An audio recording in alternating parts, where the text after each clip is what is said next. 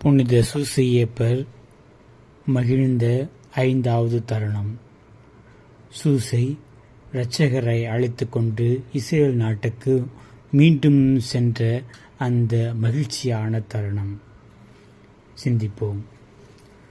சூசே, நீ இரட்சகரை காப்பாற்றதை பற்றி அந்த உன்னதமான மகிழ்ந்த தருணங்கள்.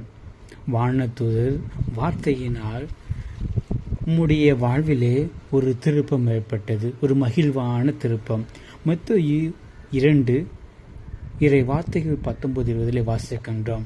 நீ எழுந்து குழந்தையையும் அதன் தாயையும் கூட்டிக் கொண்டு இஸ்ரேல் நாட்டுக்கு செல்லும், ஏனெனில் குழந்தை உயிரை பறிக்க தேடியவர்கள் இறந்து போனார்கள் என்றார்கள். புனித சூசையப்பர் கடவுளின் தூதர் வார்த்தையை கேட்டு மகிழ்வுடன் தன் குழந்தையையும் மரியாவையும் இஸ்ரேலுக்கு அழைத்துச் செல்கின்றார். அந்த உன்னதமான மகிழ்வான தருணம். கடவுளின் குழந்தை வலுவிழந்து இருக்கின்ற சூழலிலே அக்குழந்தையை பாதுகாப்பாக வழிநடத்துகின்றார். இது பெரும் மறைபொருள் அல்லவா? உயிருள்ள கடவுள் அவர்களுக்கு மத்தியிலே குழந்தையின் வடிவிலே மீட்பராக அங்கு செல்லுகின்றார். வளநாளில் ஆனந்தந்தாம் என்னை. நமது குடும்ப வாழ்வில் பல்வேறு தருணங்களிலே இடம்பிட்டு புலம்பிட்டு செல்கின்ற குடும்பம் தனது வேலைகளினாலும் படிப்பு மற்றும் பல்வேறு காரணங்களுக்காக இடம்பிட்டு புலம்பெயர்ந்து செல்லுகின்ற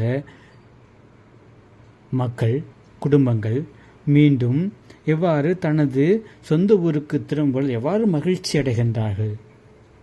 அதே மகிழ்ச்சி தான் புனித வளனாரும் அடைந்திருப்பார் அல்லவா? ஜெபிப்போம்.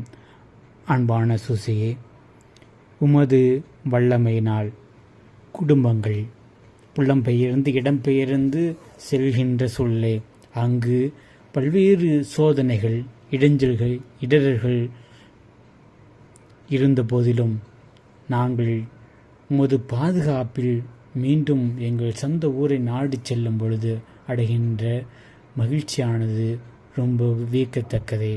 உமது பாதுகாப்பில் எங்களை வைத்து காத்தருளும். ஆமென்.